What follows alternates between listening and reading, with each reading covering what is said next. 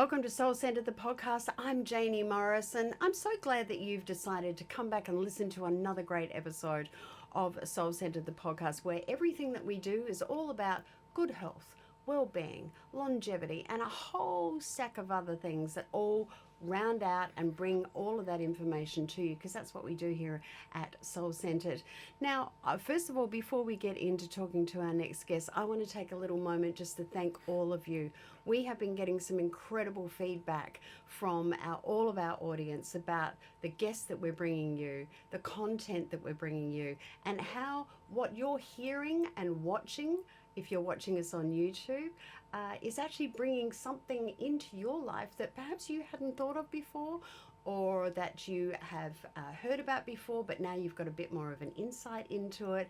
And it's really helping you on your personal journey of health and well-being, and of course longevity, because as you know, that's my number one thing, right? Longevity, because keeping our bodies healthy, keeping our minds healthy, keeping our souls healthy is how we're going to make sure that we achieve the number one goal, which is longevity, being healthy and flexible and happy. So thank you so much. And you know what? I know you're going to love this episode. So remember to subscribe wherever you're listening to us right now on your favorite podcast. Whatever you're doing, you might be out running or driving to work, or you might even be at work and, you know, have your earpods on as well. Whatever it is, I don't care. I'm just so pleased to have your company. So remember to subscribe so you never miss an episode.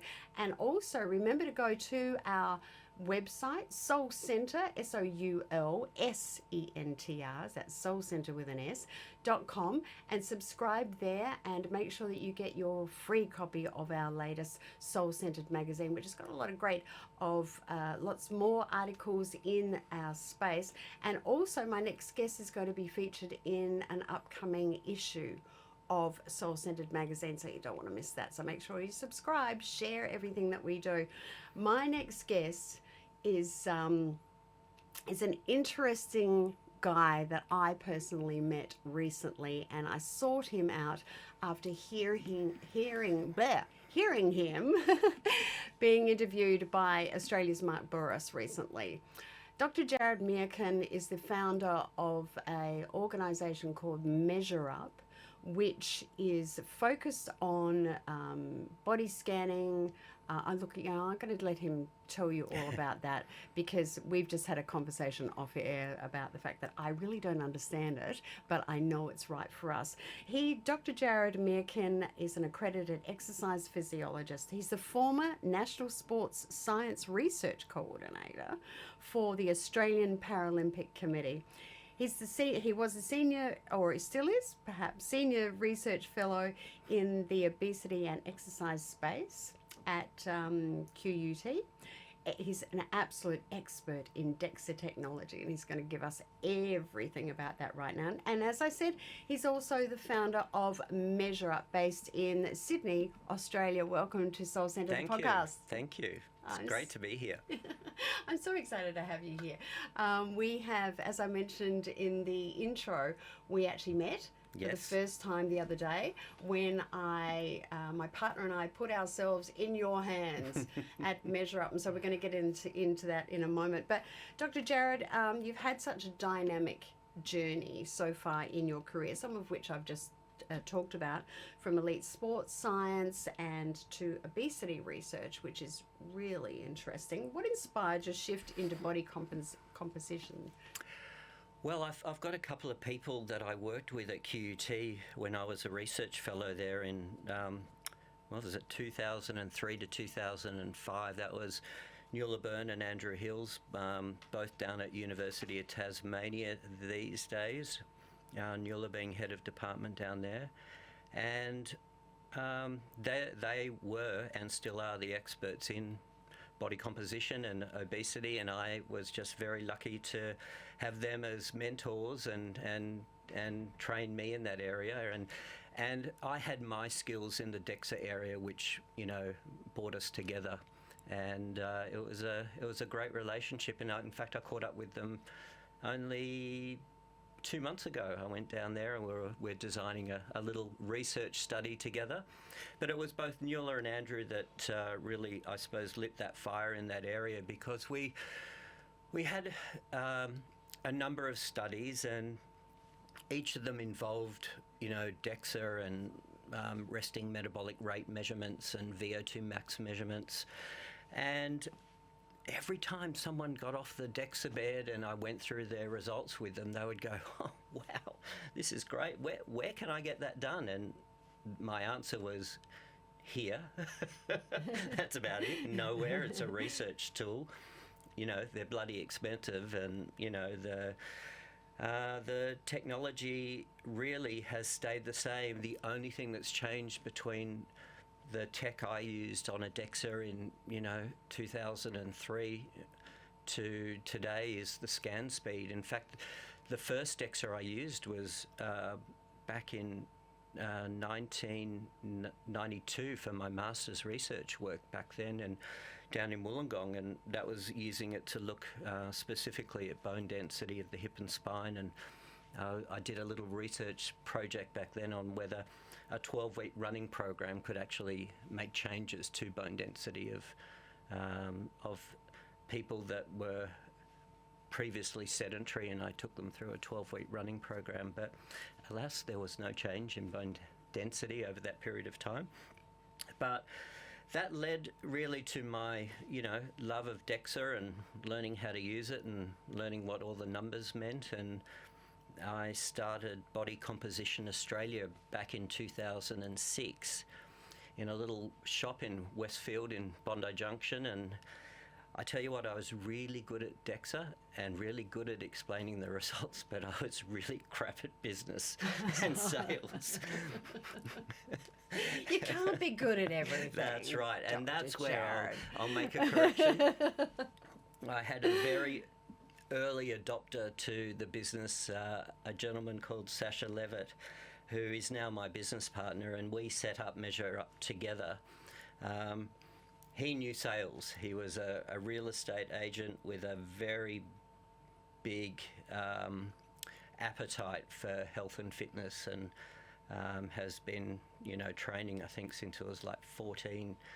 And yeah, we put our heads together, came up with our business model, and we took it from, that little shop in Bondi Junction to setting up in the city, and we now have 2 clinics, one in the city, one in in Brisbane, but we have more so 18 bone buses on the road throughout the country where we do bone density work in rural regional Australia, and that's really the main part of what MeasureUp is, and which is our bone buses. So, yeah.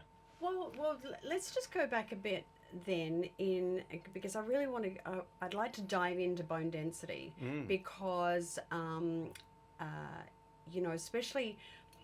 I like to call myself being in the third act, and that's not because I'm a Jane Fonda lover.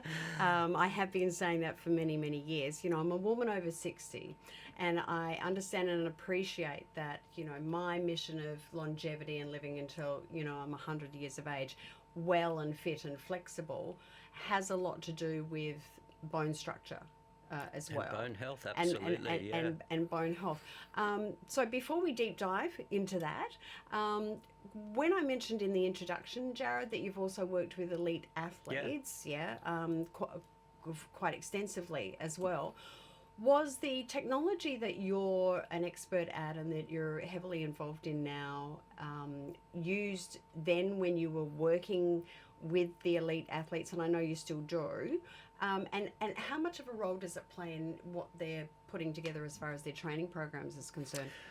Well, I started with the Paralympic Committee in 2000, and that was based out of QUT in Brisbane, that role, but it was a national role. And really my job then was to get 3 research studies fully funded at the Sydney Games, and we ended up getting 5 funded, which was great. A couple in track and field and a couple in the pool. And that was really where, DEXA really wasn't too much involved back then. It was really, doing a lot of motion biomechanics type analysis in the pool particularly. with the Paralympic swimmers, doing a lot of track and field stuff, whether it be through shot put or some of the runners on the track. And it was an incredible experience to be part of the games at that time. It was something that I certainly won't forget. And really, the athletes were quite incredible. But after the games finished, and remember that's only for a couple of weeks, the role sort of changed, where what the Paralympic Committee wanted was for me to try and help integrate the disabled athletes into able-bodied sport, into what was called back then the SISAS system, so Sports Science and Institutes and Academies of Sport. They wanted all the disabled athletes to be brought into in line with the able-bodied athletes, and that was it was an interesting role. It was more administrative than hands-on type stuff. I was wondering that. And I enjoyed it, and I got to meet a lot of the athletes. I think just seeing the likes of Michael Milton, training in Jindabyne. I walk to the gym one day and there's a guy doing squats with one leg, and he says, "Here, Jarrod, jump in, have a go." I've got two good legs, and my two good legs could not lift what he was doing with one leg. Yeah, incredible. And it was, some of those experiences were beautiful. But that's where I thought, I'm not really cut out for the admin type stuff, and I went back into the research with Nuala and Andrew as their research fellow, and that was a lot of fun. And that's, I suppose, really where I got the bug again for really trying to learn and understand, how things change and what tools you can use to measure those changes, and then see the impact that some of the information that you've given these people and that we publish can help. I think that's where I got the urge to really go, I think there's something here with this technology that I could, set up a business and, let everyone have access to it. Yeah, absolutely. And on that, with the with bone density, let's talk about that and lead into what you're doing now with MeasureUp. So when I look at when my mother was alive, there was no such thing as bone density tests, for instance, but there was a lot of talk about osteoporosis, and as soon as you have a fall, if you're over 60 years of age, the risk factor of you having lifelong issues or potentially fatal after a while as well was all pretty high, and that seems to be improving. How important? So for our audience, for those of us that aren't elite athletes, for instance, or well educated and informed doctors like yourself, talk to us about bone density and why, first of all, why it is important to have good bone density, how we can improve or maintain good bone density, and then let's move into DEXA. I'm going to start with a really, it's not a particularly nice statistic that 25% of those with a hip fracture will die within 6 months of that hip fracture. Wow, that's heavy. And it's not a particularly great statistic.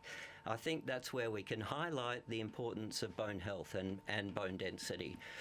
It's, you want to have a good life, you want to have a long life, we all want to increase our health span, but you're not going to be able to do it without a solid base, and that solid base comes from the skeleton that we all wander around with. And unfortunately, genetics is one of the largest components of good bone health. 80% is genetic and 20% environmental. I don't think that statistic has changed a hell of a lot. My bone density, I'm osteopenic, and I'm going to blame my parents for that. Sorry about that, folks. So, I do everything I can to try and improve bone health, and I'm fortunate I've got a tool in the office that I'm in that I can measure it every once in a while and make sure that that's the case.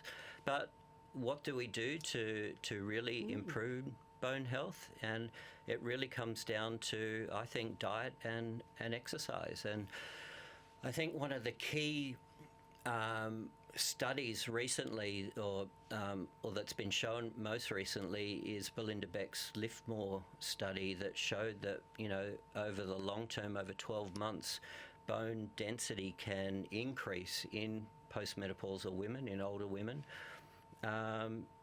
with a resistance training program that involves fairly intense, heavy weights, squats, deadlifts. They go through a training phase. They learn how to do these activities properly, and to help obviously ensure that they don't injure themselves. And really what we know now is that it's the pull of the muscle on the bone that creates the greatest osteogenic response, the greatest stimulus to increase or improve bone density and make a difference to bone health. Back in 1992, as I said, I thought, let's give it a go with some running for 16 weeks. We chose that length of time because the body or bone has millions and millions of remodeling sites all over it, and one remodeling cycle is known as a sigma period, and it's about 16 weeks. And so obviously the reason why the research has shifted from those short period studies to really long-term studies in over a year is because we need to ensure that all those remodeling sites are being worked on, and it doesn't all happen at the same time. It takes a long period of time, and bones are a very slow growing animal, and it takes a good year to 2 years to see changes in bone density and bone health, and it's resistance training that really has shown to be the best performing activity for those that do want to make a difference there.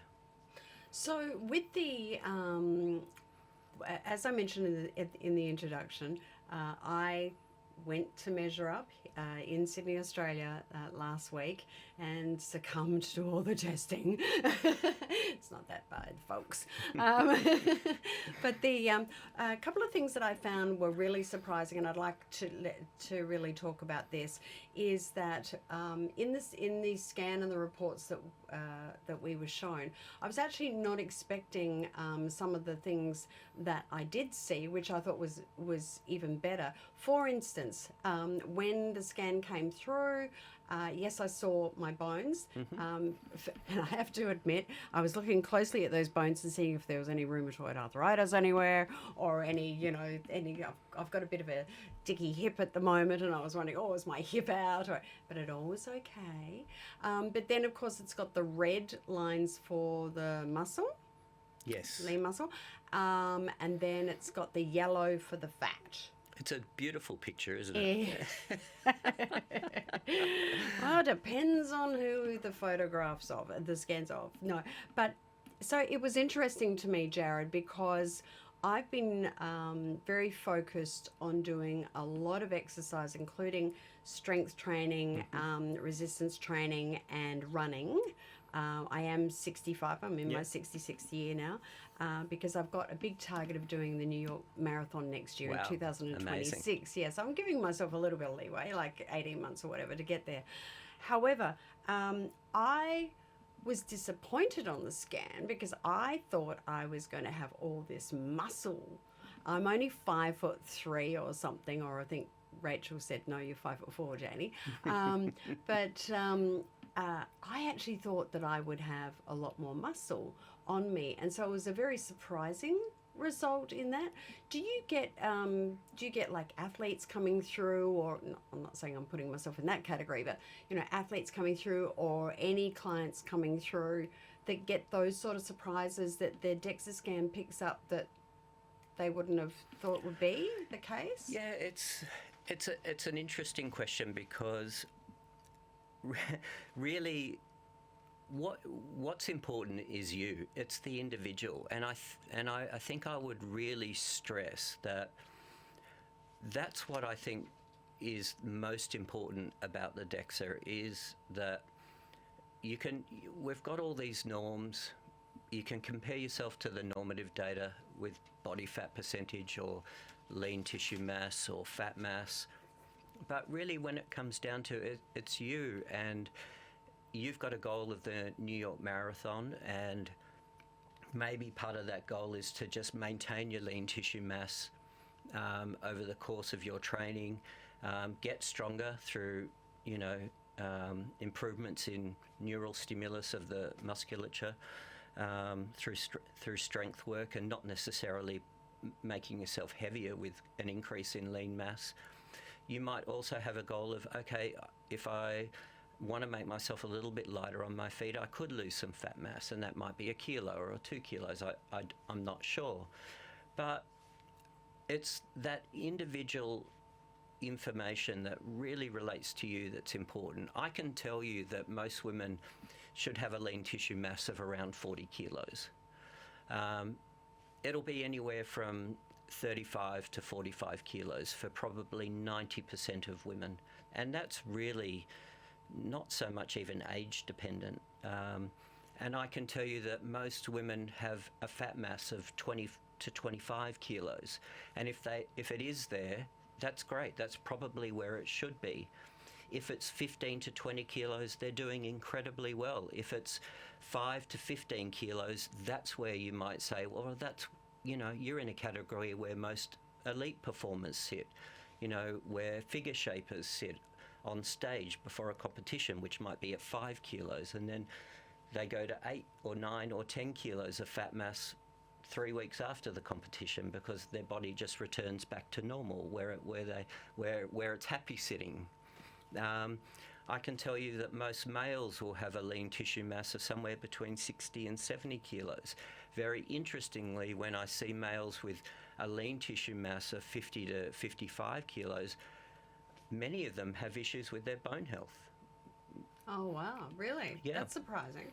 And most males should have a fat mass of between 10 to 15 kilos, but these days most are 15 to 20, and then some are 20 to 25. It's, we can give them this information, we can tell them where they sit with reference to some of the normative information and where a lot of our clients come in at. But you get the other end of the scales, like you said, with elite performers, and we scanned the wallabies some time ago for a number of years, and their bone mass was between 4 and 5 kilos, and most males generally have a bone mineral content, the actual mineral component of the skeleton itself, between 2 and 4 kilos.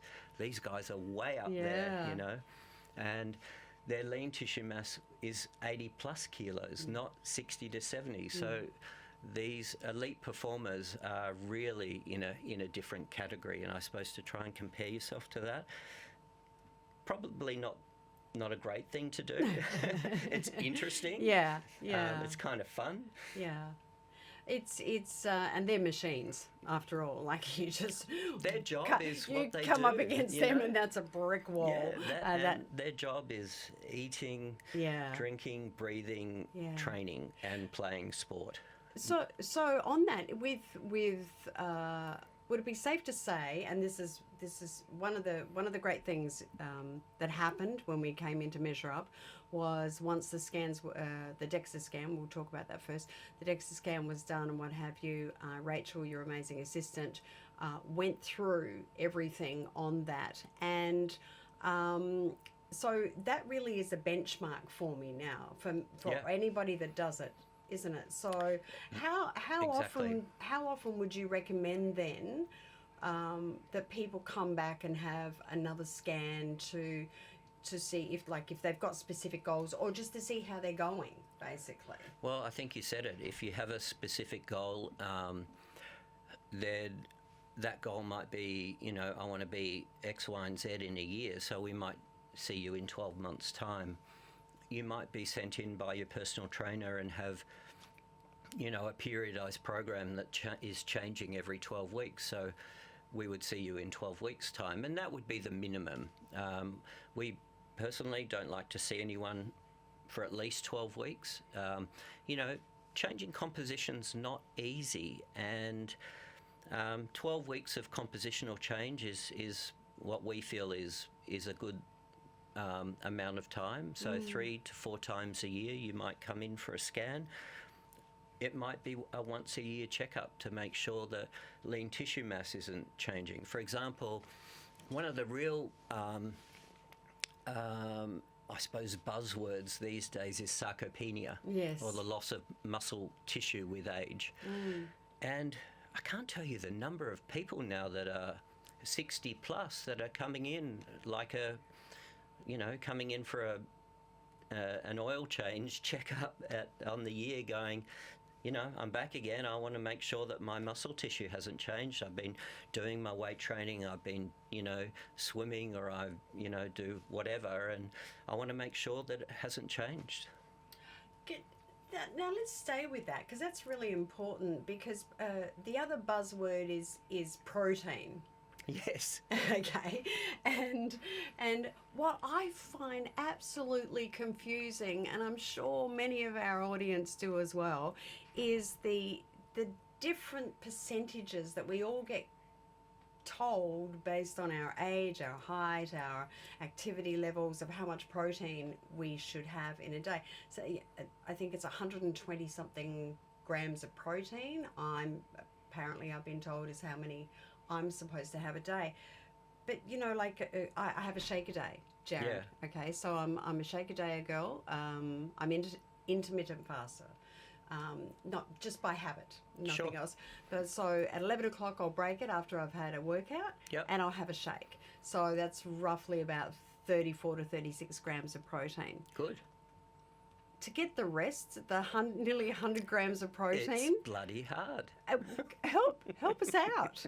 Give us your insight, Jarrod, because it's the biggest problem ever when it comes to the conversation around protein. It is, and I find it difficult to get 100 grams in a day without supplementation. And look, I think it's an important question. If I use a general rule of thumb, I just try and make it as simple as possible. If you're not an enormous human being, like a very 6'6" male with 100 kilos in weight and 90 kilos in lean mass and 10 kilos of fat mass, 100 grams of protein a day will probably be sufficient. The RDA is still 0.8.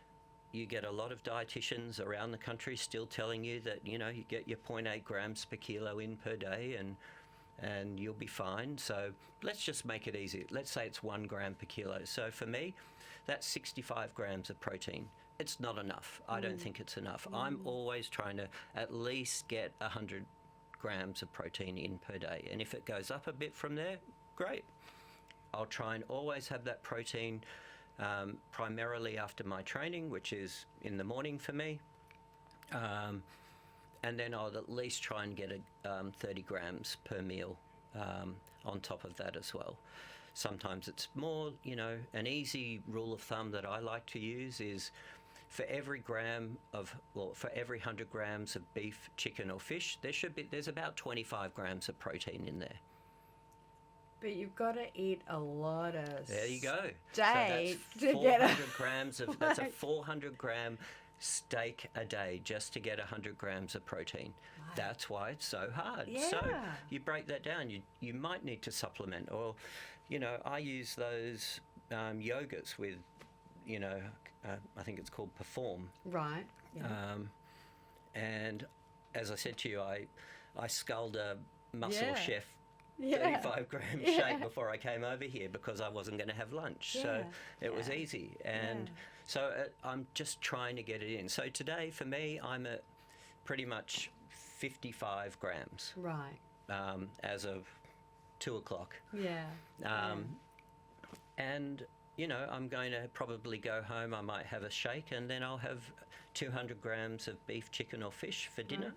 And I'll get to where I should be. Yeah, for that. It's Yeah. it's a confusing one. It is, one. and there's so many it's different things tough. flinging at you from every direction. Yeah. And I think if, again, to break it down, aim for 100. Yeah. If you can't get 100, get as close to it as you can. If you're a larger person, male or female, and muscle is important, maybe aim for 110, maybe aim for 120. You know, the other interesting thing out is that a lot of the new research shows that if you're having a bolus of protein over 40 grams in a meal, you're going to pee some of it out. So there's no point trying to throw back 50 or 60 grams in a meal because it just won't be synthesized. We've got no hope, Dr. Jarrod. We get told if we supplement, you know, you may as well be going to the bathroom all the time because that's where it got, put your money down there. We get told we're going to do the same thing if we're eating like that. We've got, no, that's not true. We do have great hope. And that's one of the things that I really love about MeasureUp. So my experience was great, even though my videos for my followers have seen me on a bike hooked up to a contraption for the VO2 max. Yeah.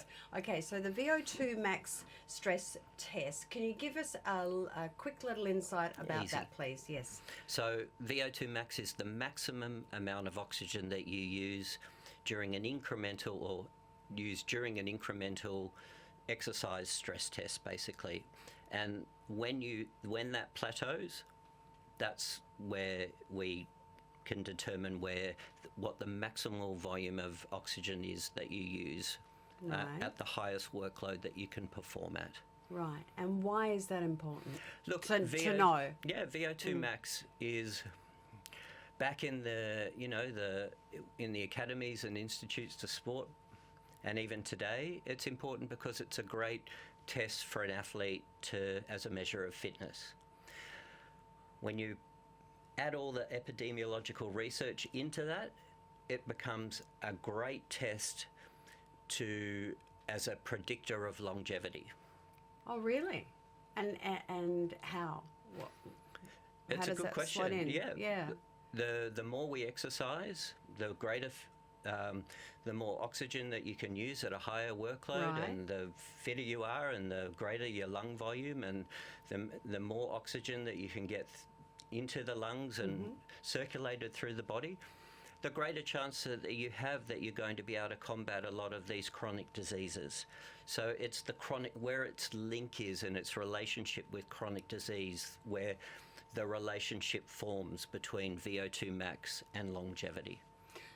So as we talk about longevity a lot at Soul Sentre, it really does, it goes hand in glove with everything else that we're saying in order to keep ourselves flexible and fit and as healthy as possible as we go towards, becoming 100, doesn't it, with that? Now, I have to say, for those who have seen, and now that I've already said it, you'll probably go back to my social media and have a look at it. I was actually put on a bike. Now, I'm 65 years of age. I consider myself fairly fit. I do yoga nearly every day. I run and eat healthily as best as I possibly can. I'm a big protein shake girl, so on and so forth. I got onto the bike, Dr. Jarrod, and I went, I've got this. And your gorgeous assistant Rachel said, are you okay? And I said, I'm thinking to myself, yeah, just bring it up. She said, now we incrementally bring it up, so this is what we'll be doing. She was great in explaining. So for those of you who are going to go along to MeasureUp to get your DEXA scans and to get measured up so that you've got a great baseline for health for the rest of your life, these are the type of things that will happen. And away I went. And Dr. Jarrod, it was great. I'm not a cyclist. I thought this is great. I was a bit disappointed. I wanted to be the running machine, but I went, hey, let's go with it. And then as the resistance came up, my thigh said, I'm sorry, we belong to a different body. And now my mind was cycling, my feet and calves were cycling, but my thighs weren't moving at all. I'm sorry to personally indulge this question right now, but why did that happen? It's a really good question. And firstly, next time you're back in Sydney, the treadmill will be fixed. And it's a very important thing. We would have loved to have had you on the treadmill because that's what you do. That's where I think you would probably see maybe a 5% increase, possibly even more in your VO2 max, because you're doing a sports-specific activity that is specific to you. Interesting. And you know, I'm not a cyclist, and I do not enjoy cycling. I'm a surfer. If I could do a VO2 max test surfing, I would happily do it. Oh, I'd like that visual. But Yeah, that'd be funny. That'd be really funny.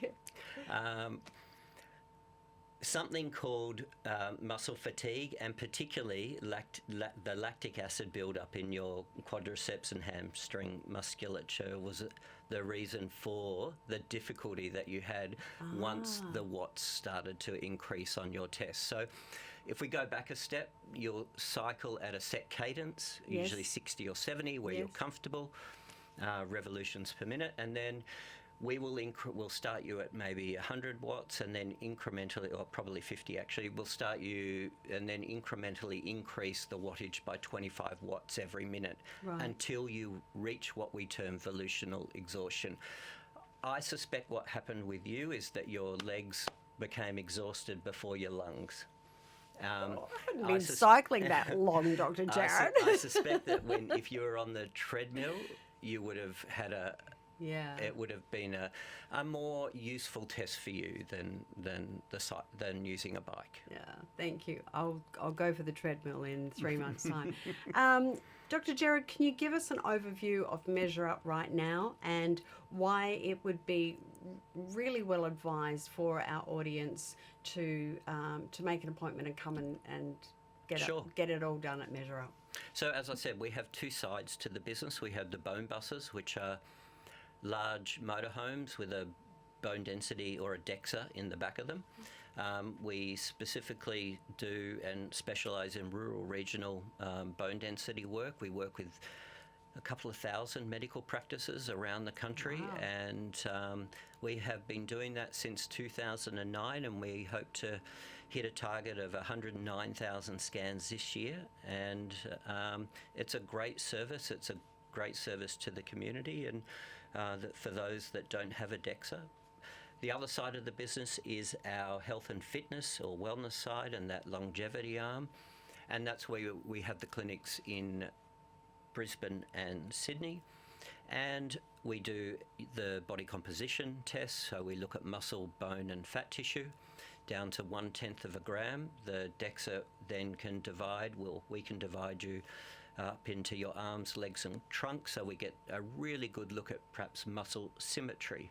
We can look at the difference between the left leg and the right leg. We can look at left arm, right arm. We can look at the whole body, and we can specifically look at changes over time with the impact that you have had with your program over the course of whether that be 12 weeks or 52 weeks. And there are a number of factors. We can look at specifically visceral fat. We can look at the sarcopenia index, which is appendicular or muscle in the arms and legs, appendicular lean mass divided by height squared, to give you an idea of where you sit with reference to the norms for your muscle mass in the arms and legs, and provide you with an idea of, yes, you should be over 7.25 for a male and 5.5 for a female. And if you are over those markers, then you know that your muscle mass is sufficient for your age. So and height. So there's some very useful markers that we can look at with reference to the body composition assessment. We can add to that grip strength, VO2 max, and we also look at what's called resting metabolic rate using the metabolic cart, that same cart that we use to measure your VO2 max with. Oh wow! Yeah. Well, it's available. It's not just for athletes. It's available for, people like me. Absolutely, And yeah. of any age as well, isn't it? Yeah. Yeah. And so all of the information for MeasureUp is actually on your website, which is measureUp.com.au. That's right. Yeah, as well. Dr. Jarrod, it's been an absolute delight to have you here. We've got so much we want to talk to you about. I'd love to invite you back next time we're in our Sydney studios to dive into, because I've already got a few more questions that I actually want to bring in, but I know that it'll go way over time, and I know you're such a busy guy.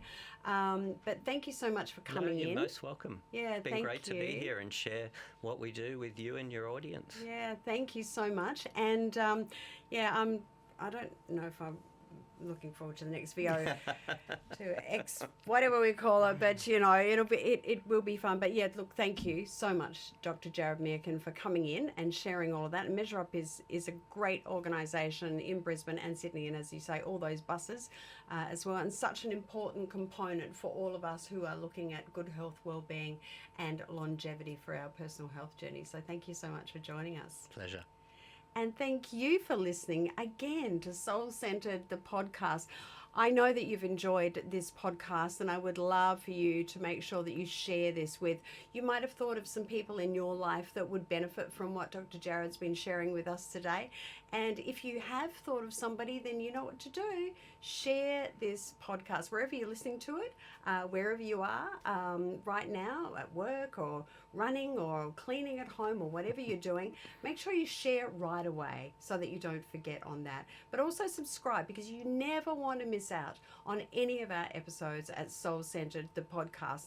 And of course, if you want to catch up on previous episodes, you can go to YouTube, or of course, we're on all of the platforms for podcasts: Spotify, iTunes, Apple, and of course, our partners in our podcast space, which is SEN, Sports Entertainment Network. So just go and catch up on all of those. If you've missed anything that I just said, you know what to do. Go to our website, soulsentre.com. That's SOULSENTRE.com. Soul Centre with an S. Remember us, subscribe soon. I look forward to having your company when next we do another fantastic episode of Soul Centred, the podcast.